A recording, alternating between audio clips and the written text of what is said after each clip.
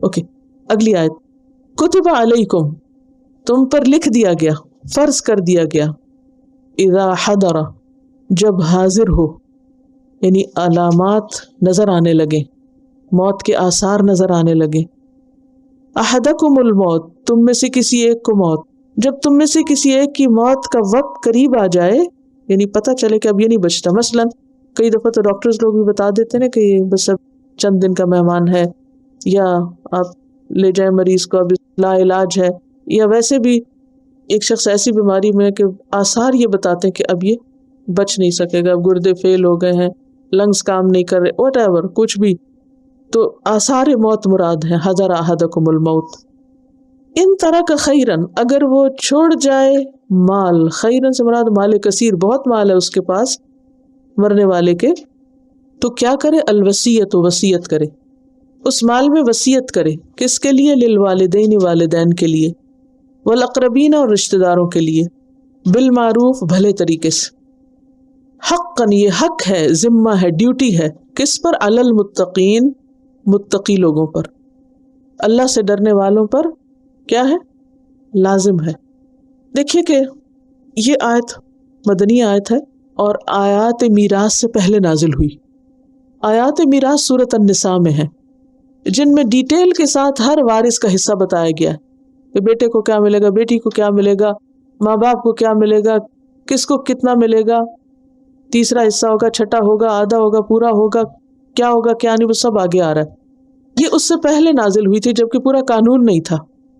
قانون بعد میں آئی، یہ آیت پہلے آئی، اس لیے میجورٹی علماء کی یہ کہتی ہے کہ یہ آیت منسوخ ہے، لیکن بعض یہ کہتے ہیں کہ منسوخ نہیں، مخصوص ہے،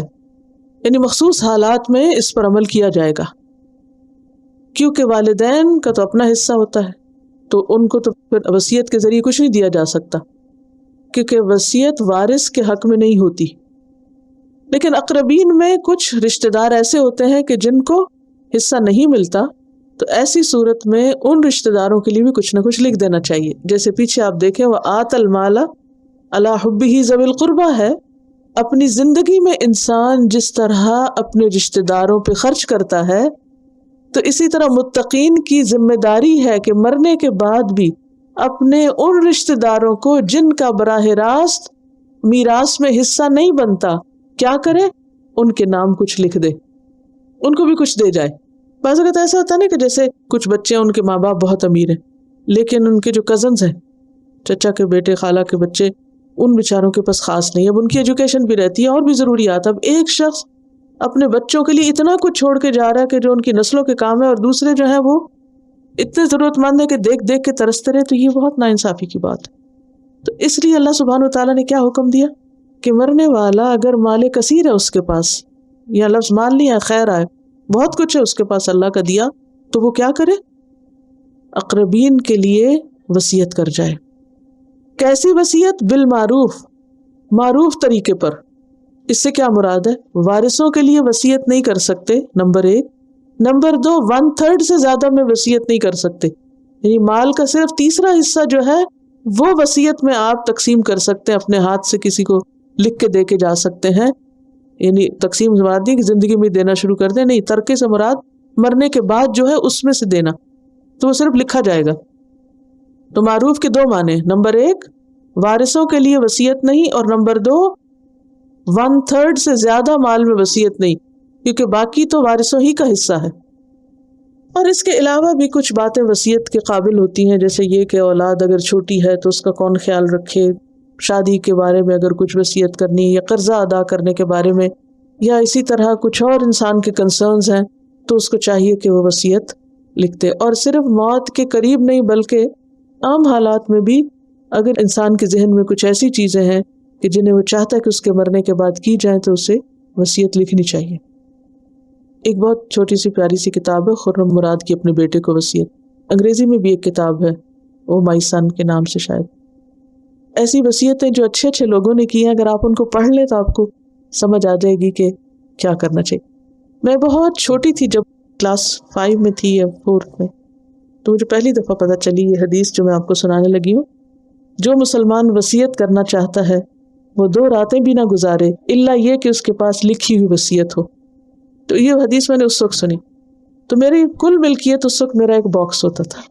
اور مجھے یہ یاد نہیں کہ کیا تھا، بہرحال جو بھی تھا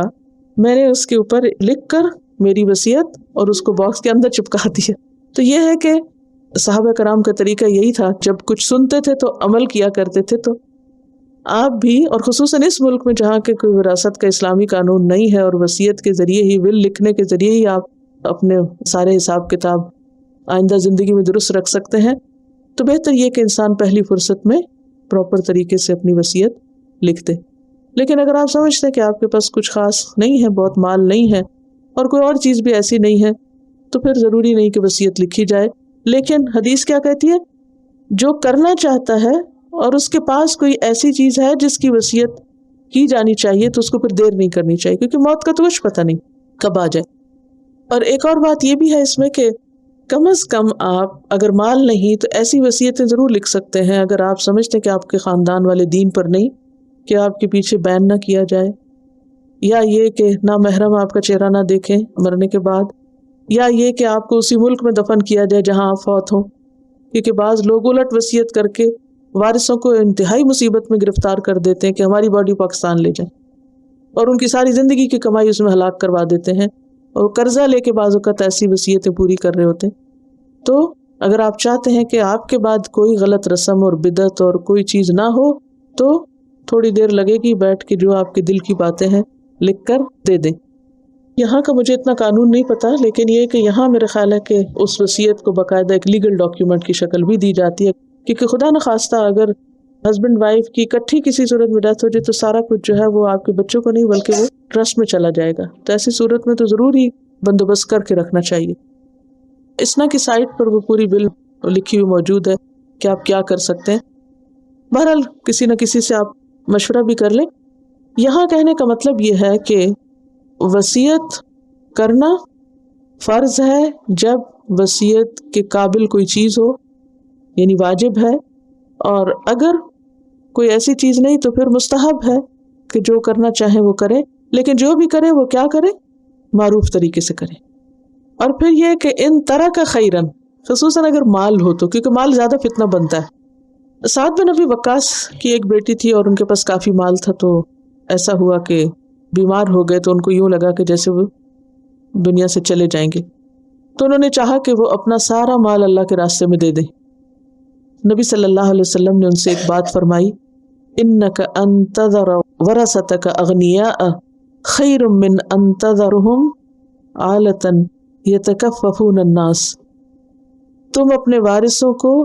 غنی چھوڑ جاؤ، یہ اس سے بہتر ہے کہ تم انہیں فقیر چھوڑ جاؤ اور وہ لوگوں کے آگے ہاتھ پھیلائیں۔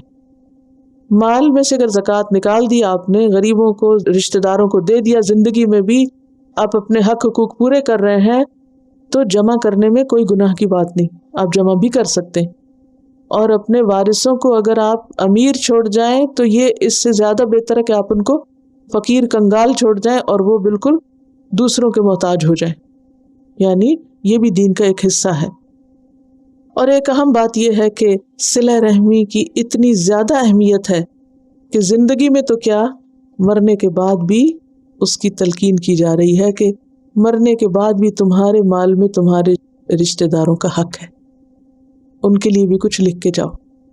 ان کے لیے کچھ مخصوص کر جاؤ۔ اور وصیت 1/3 سے زیادہ میں نہیں کی جا سکتی، اور جب کوئی شخص مرے